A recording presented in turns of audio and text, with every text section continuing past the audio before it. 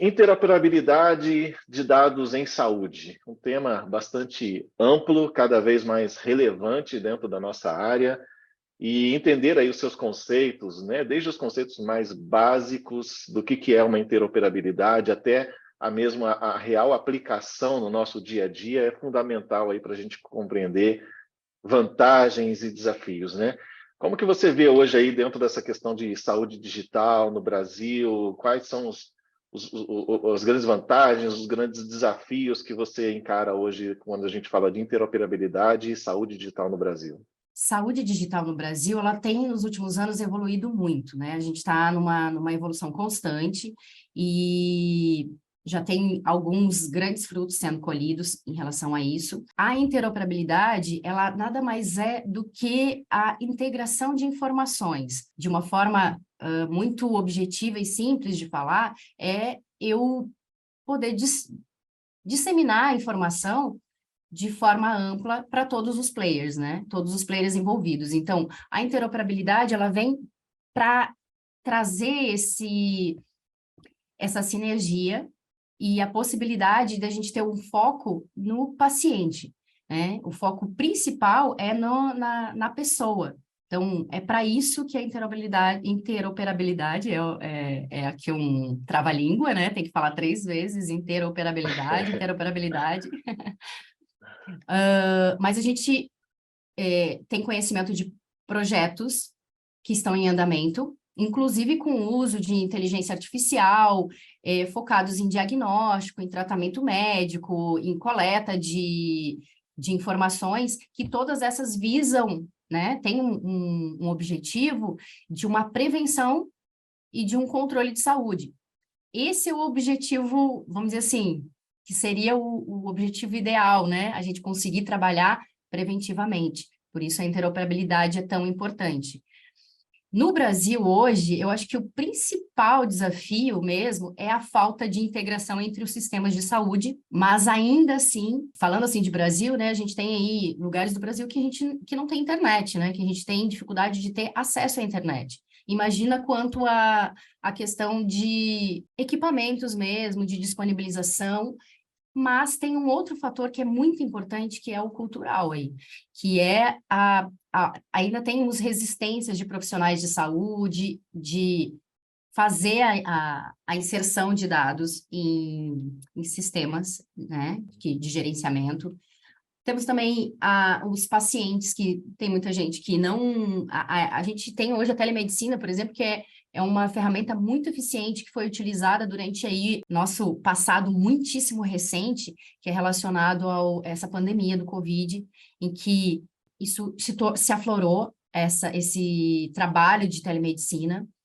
E ainda assim a gente vê que tem pessoas com resistência, que ao saber dos sintomas, mesmo tendo um acesso à telemedicina, né, eu falo da pessoa, né, e não só das empresas e do próprio governo, às vezes a pessoa tem essa resistência também em relação a fazer um atendimento via telemedicina. Tudo isso, somado a tudo isso, a gente ainda tem a questão da regulamentação, né? A gente precisa, para tudo é preciso uma regulamentação, né? Para que a gente possa garantir que todas as informações, né?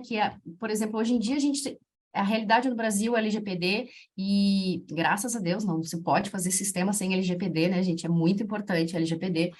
Então, para isso, a gente precisa de normativas mais robustas e um estudo mais aprofundado sobre todos os cenários da interoperabilidade, para que a gente possa dizer que a gente atinge um patamar excelente, né?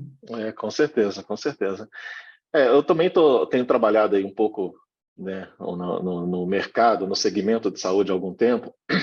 Assim como você não vem dessa área, né, eu venho da área de RP também, já estive do outro lado lá, hoje eu estou trabalhando mais nessa camada de integração aqui na Sensidia.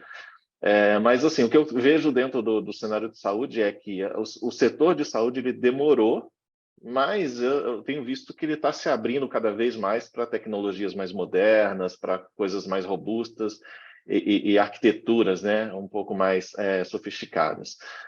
E, assim, quando a gente fala de interoperabilidade, só dando um disclaimer, a gente entende que a de interoperabilidade ele vai além de integração, né? Integração é você realmente fazer comunicar dois sistemas, mas a Sim. interoperabilidade ele tem também, ele tem que olhar aquele aspecto semântico das coisas, né? Então eu tenho que olhar também o viés, a integração ele é o primeiro passo para a interoperabilidade, e aí depois a gente vai trazendo essa questão semântica também. E concordo contigo, apesar de todos os benefícios, os desafios também são grandes, né? Opa, Então a gente está falando aí com relação ao país ter um tamanho continental com várias realidades diferentes, como você bem citou.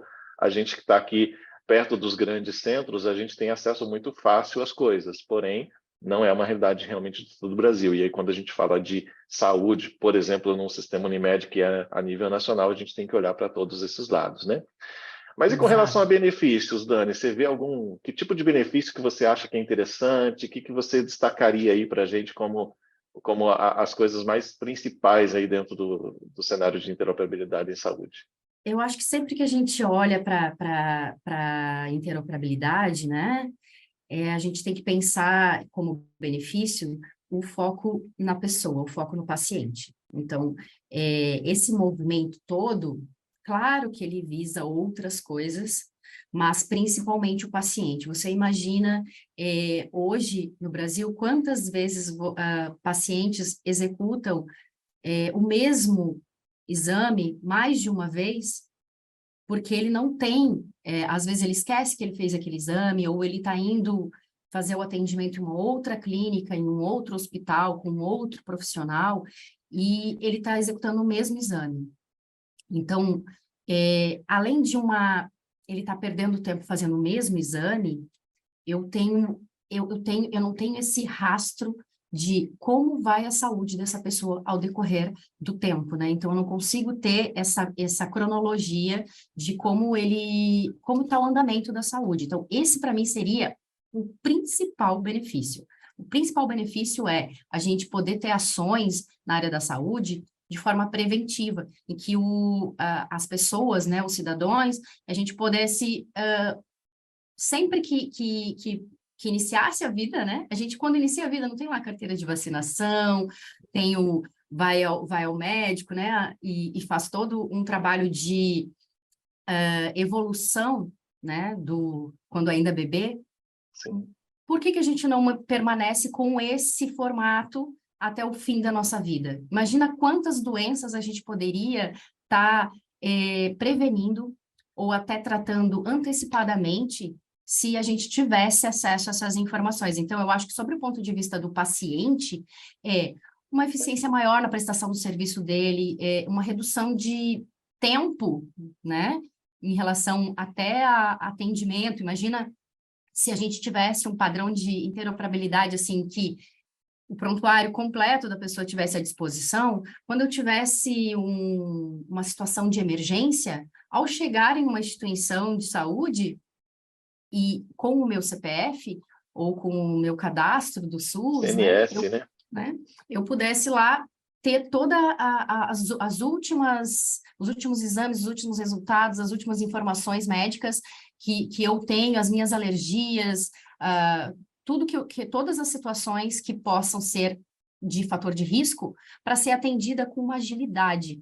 Então, eu acho que para o paciente esse é o principal foco da gente pensar assim, ó, essa pessoa não vai correr riscos de receber uma medicação em que ela não... Imagina eu não poder falar, estou tendo uma crise aqui que eu não consigo falar, não consigo me comunicar, estou, sei lá, desmaiei na rua, né? Estou sendo acolhida, como eles vão saber que eu tenho, por exemplo, alergia a um medicamento que é comum para essas situações? E que isso pode agravar o meu estado de saúde. Para o paciente nesse sentido. E para as empresas, né?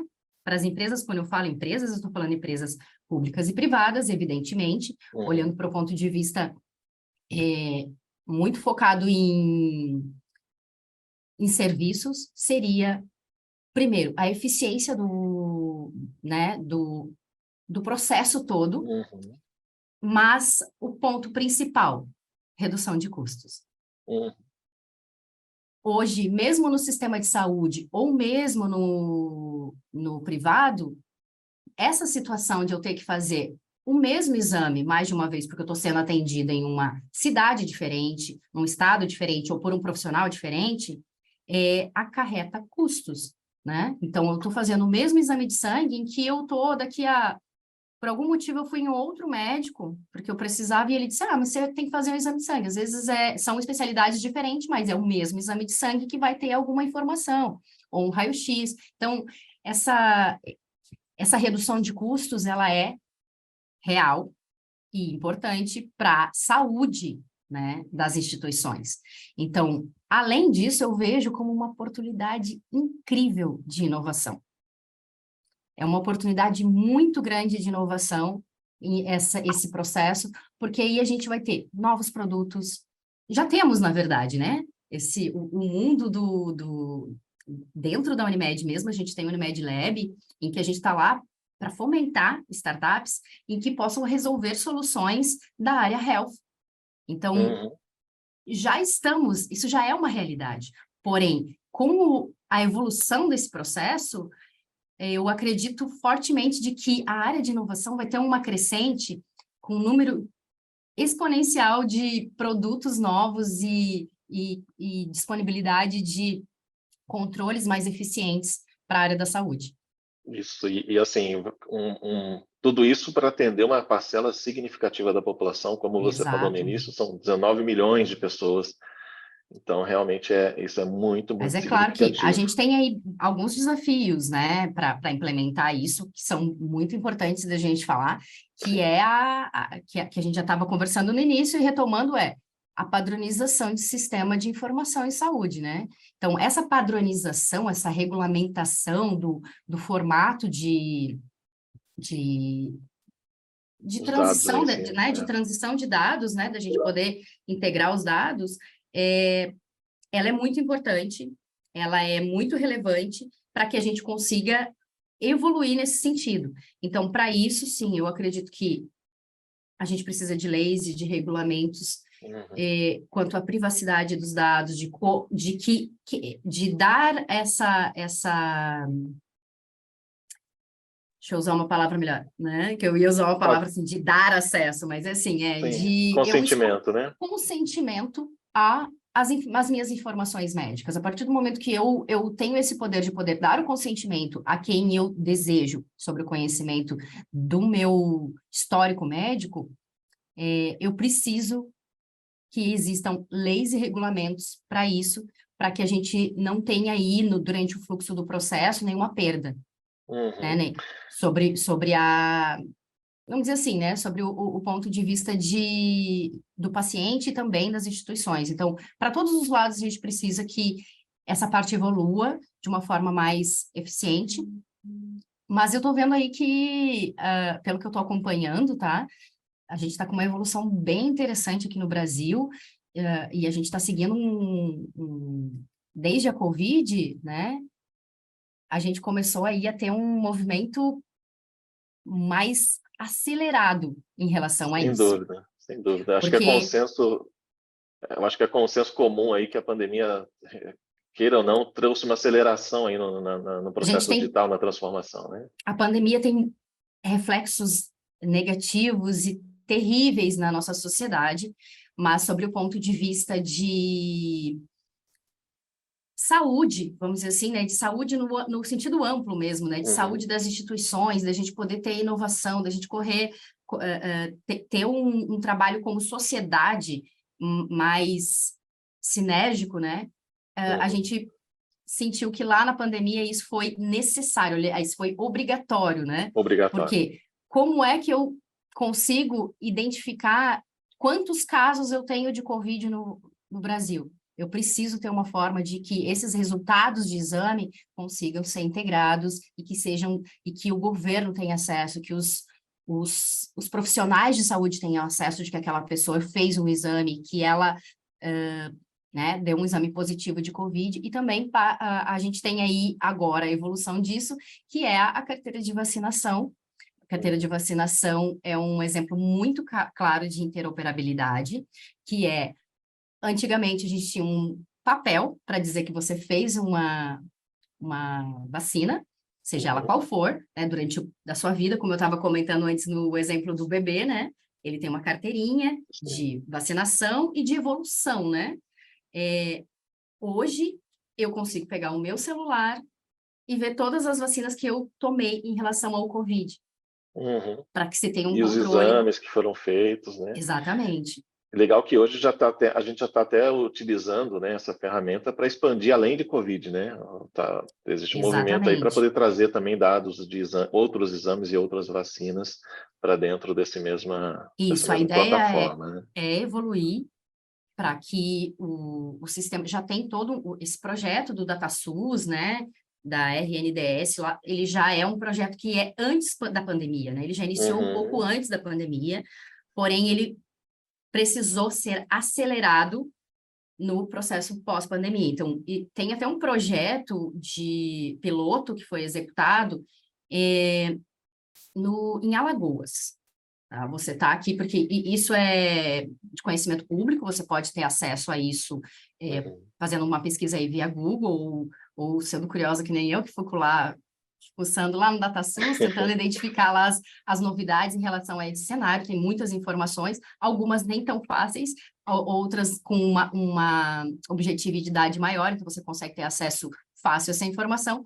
Mas esse projeto de Alagoas, ele é antes da pandemia, que era a intenção de proporcionar interoperabilidade através do DataSUS, e esse projeto identificou aquilo que eu falei lá no início, que é uma principal dificuldade hoje no Brasil, e principalmente focando lá, né, essa questão regional, a diferença regional. Eles não conseguiram fazer o que o projeto tivesse o resultado esperado, porque, se eu não me engano, são 23% somente das instituições de saúde, né, ligadas ao DataSUS, que possuíam prontuário eletrônico. Então, essa é a realidade. Imagina você ter Exato. só 23% de dados né, de instituições que tenham dados para serem disponibilizados. Você tem aí um hiato de mais de 70%, né, de Muito grande. pessoas que a informação está no papel. E você tocou num ponto muito fundamental, né? Quando a gente fala de saúde, modernização, transformação digital em saúde, qualquer coisa que a gente fala de saúde, a gente está falando e envolvendo um número muito grande de agentes, de atores, né, dentro desse ecossistema, e cada um fala uma língua, cada um trata de um jeito. A gente fala isso no nosso ramo de tecnologia, a gente fala isso em nível de dados, mas é meio que tudo, processos,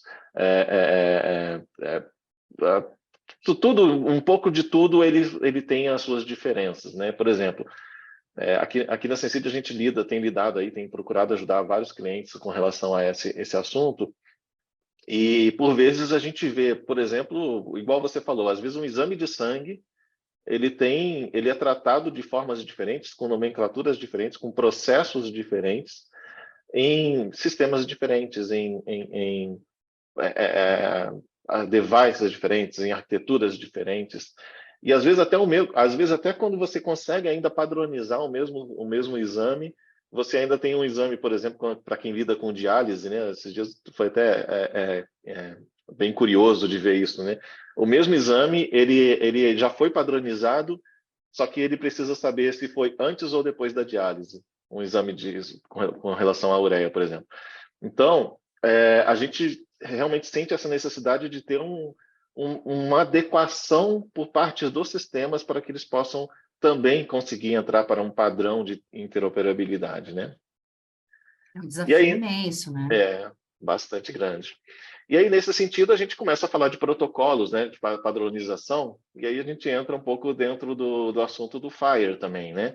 Como que você vê hoje aí com relação ao FHIR? Será que ele é a nossa salvação mesmo? Ou como que você está vendo aí a questão do FHIR no segmento de saúde? Então, Thiago, eu sou uma um entusiasta aí do FHIR, né? Porque eu acho que é uma ferramenta que, primeiro de tudo, né, talvez aí algumas pessoas não saibam o que é o FHIR, né? O FHIR foi criado pelo HL7, que já é uma instituição conhecida aí por desenvolver padrões de integração, de troca de informações. Então, esse formato de troca de informações do FHIR, ele é específico para a área da saúde. Então, ele foi lançado atualmente com esse formato. Existia outras 2 versões do HL7 também para fazer isso, que é um V2 e um V3, e eram tecnologias da época, então isso começou lá na década de 80, ou seja, são coisas lá de 20, 30 anos, então eles tinham um foco de tentar criar um padrão para isso, né? E esse padrão, ele ficava flexível demais, né? Aberto demais e com muitas exceções, né? Você tendo que trabalhar tudo como exceção, ou você tinha ele engessado demais e com uma dificuldade de fazer a adoção deles, né, pelas instituições. E o FHIR, né, que saiu totalmente fora do padrão das outras versões, ele é um padrão que foi feito um trabalho muito exclusivo de fazer entrevistas com profissionais da saúde para chegar nesse resultado. Então, por isso eu acredito fortemente de que não só essa tecnologia, mas essa hoje, no ponto de vista mundial, é a principal. Então, o padrão FHIR, ele inclusive é um acrônimo, né? Que é o Fast Healthcare Interoperability Researches. É difícil de falar, né? Mas é um acrônimo. E ele foi desenvolvido e facilmente disseminado.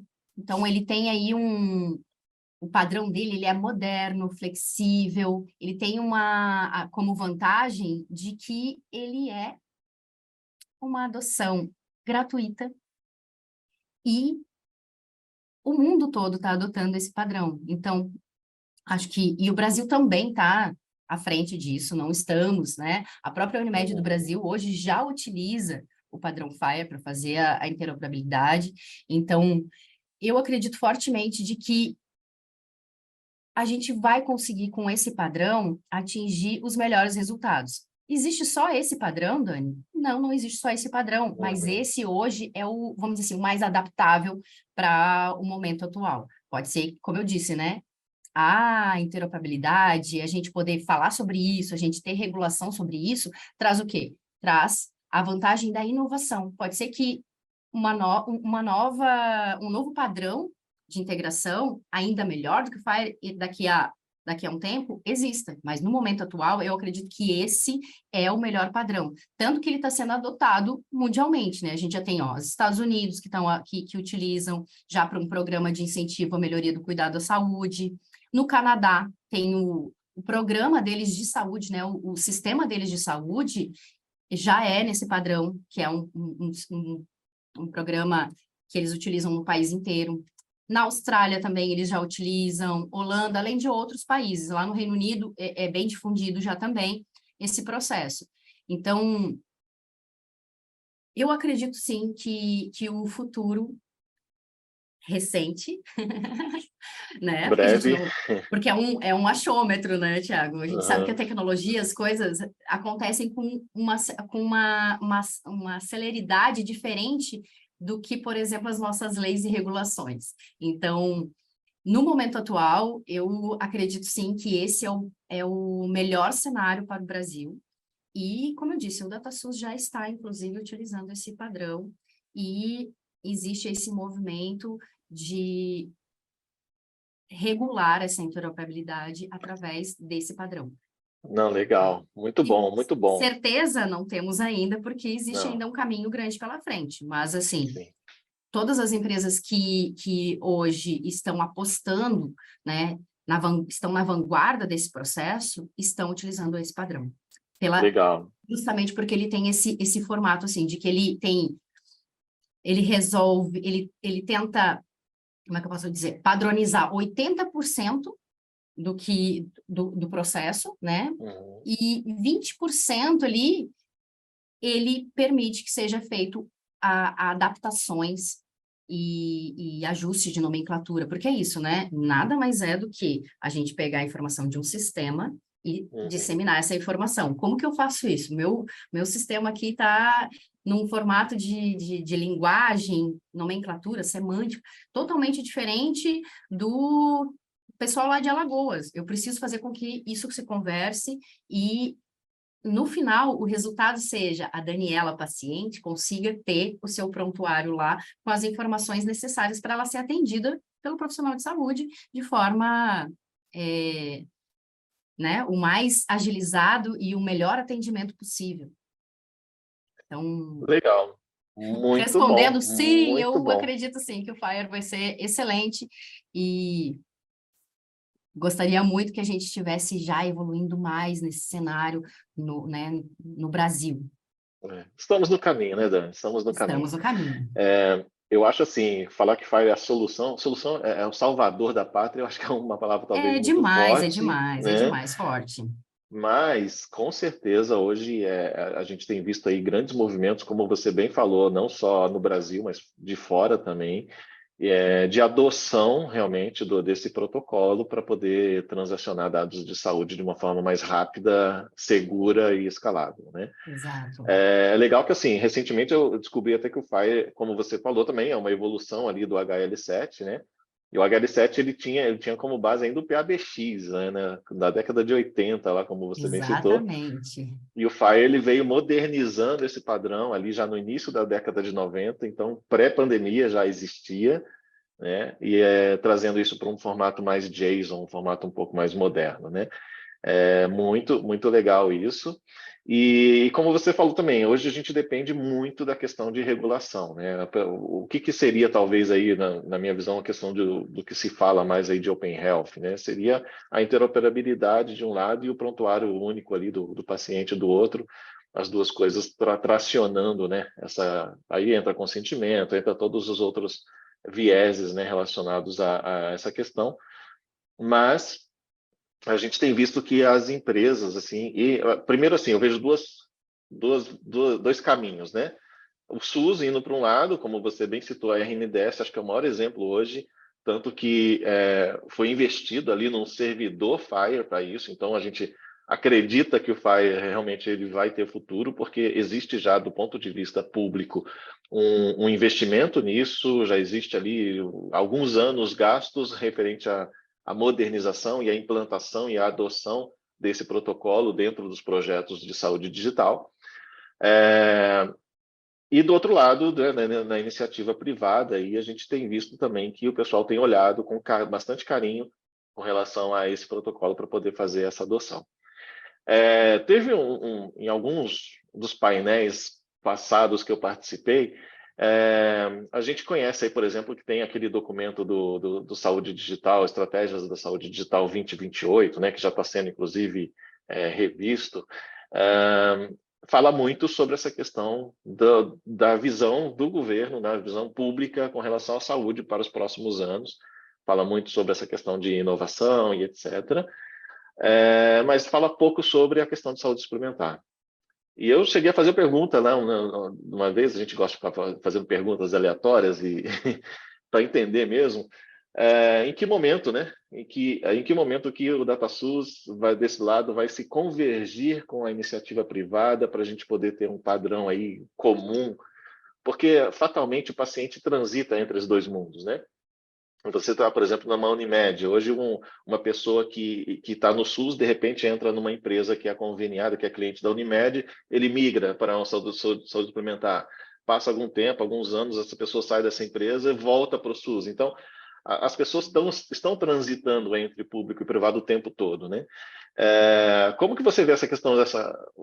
Você consegue ver alguma convergência? Como é que está isso hoje dentro desse cenário para você? Bom, eu acho que na prática, assim, a gente já fez alguns avanços, né? Já existe aí, inclusive, a, esse processo de quando você faz a aquisição de um plano de saúde, você obrigatoriamente tem que informar o seu código do SUS para que essas informações estejam lá interligadas. Por quê? Porque se você é um paciente da rede, né, conveniada, da rede, né, particular, vamos dizer assim, né, e você faz um atendimento no SUS, essa empresa, né, no caso, a empresa do plano de saúde vai ter que ressarcir o SUS sobre esse valor. Então, esse é um dos motivos de existir essa informação ali. Mas a partir disso, ou seja, isso já é um ponto de partida para que a gente possa dizer que já está evoluindo muita coisa em relação a essa convergência, tá? Eu vejo que já está acontecendo um esforço bem significativo, tem algum, né, como eu citei antes, a Unimed do Brasil, ela está muito focada em ser uma das empresas em que vai fomentar esse processo, mas eu vejo também que o governo tá ainda, como é que eu posso dizer, essa iniciativa pública, ela ainda depende de diversos fatores, né? Apesar da gente ver que tem muitas discussões, já tem algumas definições, como, por exemplo, ter um servidor que é no padrão do FHIR, é um esforço que tem que ser, na minha opinião, assim, agora é uma opinião muito pessoal, né? É um esforço que tem que ser coletivo. Apesar da gente necessitar de uma regulação, a gente precisa também que as empresas comecem a olhar, porque isso já é uma realidade. Isso né? Já está aí, já é o futuro é agora. Então, a gente já precisa ter essa iniciativa de começar a trabalhar em cima disso, mas é claro que tem muito recurso financeiro envolvido, tanto privado quanto para a parte pública, né? Porque você imagina, eu vou lá aqui no posto de saúde, né, numa unidade de saúde, e ela não tem lá acesso à internet, ela não tem um computador para que, no momento em que eu estou fazendo um atendimento lá, ela faça esse registro. Então, eu acho que essa convergência, ela está indo num ritmo lento, mas o importante é que ela está num ritmo constante de evolução, né? Esse movimento que a gente vê do Covid para cá demonstra esse processo, né? De que isso já é uma realidade, porém ainda, no ponto de vista do ideal, a gente está muito longe de atingir a necessidade que a gente gostaria de resolver, né? Que é poder trabalhar com a medicina preventiva. Mas acredito sim fortemente de que a gente vai ter agora nos próximos anos, acompanhando aí essa discussão que está acontecendo do ponto de vista governamental. Eu acredito sim que nos próximos anos as empresas que são prestadoras de saúde e que estão interligadas à área da saúde, todas vão ter que estar se adequando a esse formato, porque isso vai acontecer, isso já está acontecendo. Já está acontecendo, já é a verdade. realidade. É Então, verdade. assim, a gente vai poder entregar um melhor resultado para a população, no geral, e focar aí nesses cuidados personalizados, né? Ter um foco muito mais na prevenção e também num diagnóstico mais rápido, porque hoje a gente sabe que também tem isso, né? Essa demora em a gente conseguir ter o resultado. Eu preciso, dependendo da instituição, eu tenho que ir até lá para buscar o resultado, né? Então, eu acredito que essa convergência já está acontecendo, já é uma realidade, porém, num ritmo ainda que é um ritmo devagar, mas, como dizem, né? É melhor o simples, o lento, do que nada. A gente poderia estar num cenário anterior de que a gente não tinha, você ia numa unidade de saúde, tinha um atendimento, quando você ia na outra, no bairro vizinho, essa informação não estava lá. Ou eu estava sendo atendido né, num estado, mesmo na rede privada, por um determinado hospital, e eu não conseguia, num outro estado, ter essa facilidade de informação. Estou viajando, saí daqui de Florianópolis e estou indo para São Paulo. Estou sendo atendida em São Paulo, eu preciso estar consciente e com acesso às informações para poder dizer ao médico, olha, eu já fiz esse exame, eu tenho... O mínimo, né? E aí você imagina. Então, eu acho que já é uma realidade, mas é isso. Ainda não é suficiente e nem no ritmo que seria ideal. Porém, Com certeza. está fluindo, né? Tá fluindo, com certeza. Acho muito legal, assim, eu sempre costumo falar que, e assim, a gente está num fórum mais técnico aqui hoje, né, de especialistas. Eu acho que talvez o fórum aí concorde comigo que essa questão ela é muito menos técnica e tecnológica, porque a gente tem tecnologias para isso, a gente já falou sobre algumas coisas nesse sentido aqui hoje, mas ela é muito mais de vontade, de mindset, de política, de Política, com vontade de certeza. fazer, né? Exato.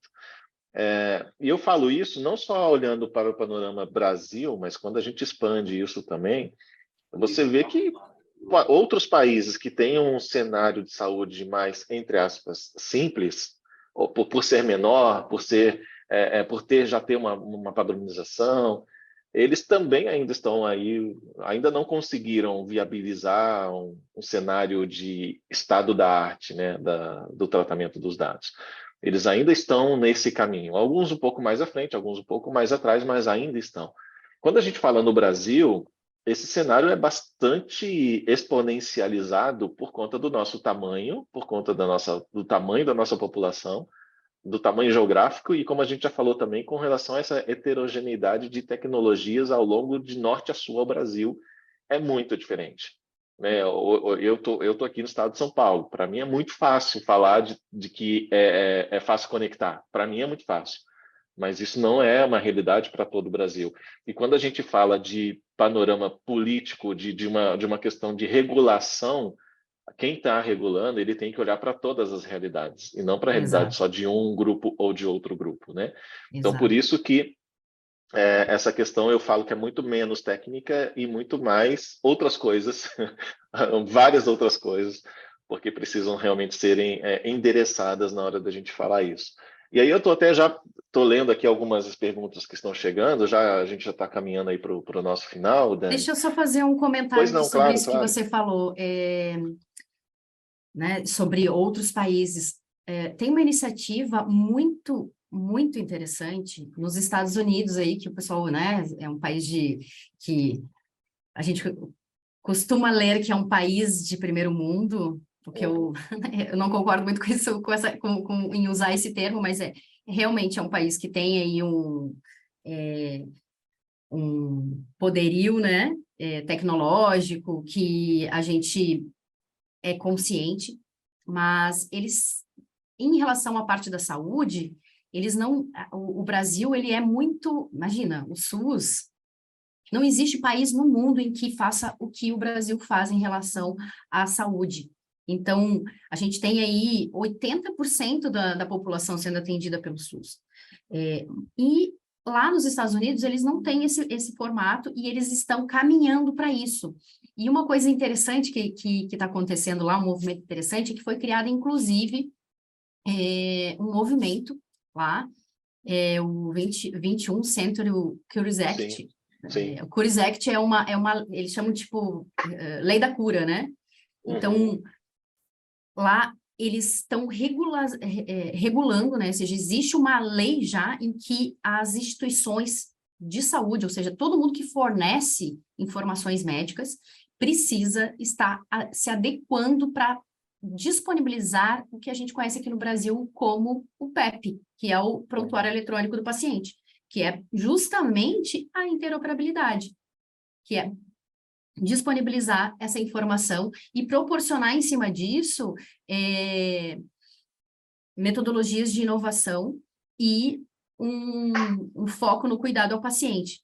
E lá, Uhum. que é uma das coisas que eu acho que, infelizmente, aqui no Brasil a gente vai ter que ter também, porque aqui no Brasil a gente sabe que, por mais que a gente esteja na vanguarda em saúde, a gente também tem aqui um problema que se eu não tenho uma regra, se eu não tenho uma penalidade, as coisas acabam que vão indo num formato que não é o ideal. Então, lá Uhum. nos Estados Unidos, esse movimento, ele prevê, inclusive, penalidade de 1 milhão por infração, tá? Isso tem à disposição aí na internet para vocês pesquisarem aí, pessoal, sobre essa lei. Então, assim, não está seguindo a regra de se adequar, porque, obviamente, para tudo é preciso ter um time, né? Eu não posso Uhum. exigir que todas as instituições, todo mundo, até o final desse ano, estejam adequados para disponibilizar um prontuário eletrônico.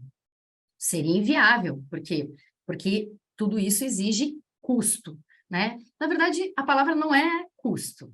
Tudo isso exige investimento. Essa é a palavra correta, né? Então, Exato. é necessário um investimento muito grande, privado e público, para a gente chegar nessa situação.